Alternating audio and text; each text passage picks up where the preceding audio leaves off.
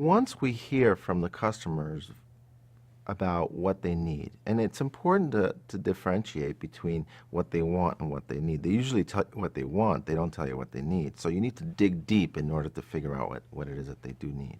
In order to make that reach the strategy of the company, we need, first and foremost, to have a management team that accepts the fact that customer strategy is part of the recipe. Not all companies do. But let's assume that we have a company that does agree that customer strategy is part of the recipe to success. What is really important is to have a very good idea already of the processes in our companies that touch customers directly or indirectly.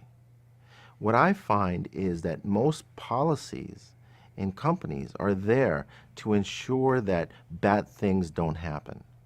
But most policies are not there to ensure that good things happen. You know, a large number of processes are there for internal purposes, not for external purposes. So if we don't know what our processes and our policies are, it's very difficult to know where to make the change. So it's very important, if we need to change strategy quickly, to be able to say, because a strategy is easy to change. The question is, now that you've got a new strategy, what do you change in the company in order to make it happen? And those process maps and the journeys that the customers take throughout our companies come out on people's desks and say, if you want that to happen, I've got to add a box here, or I got to take this box out.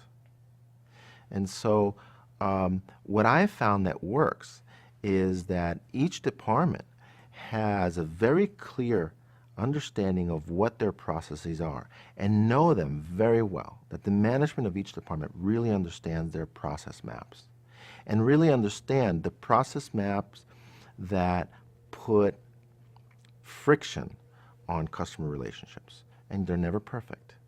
But at some point, people will say, okay, it's time to get rid of this box.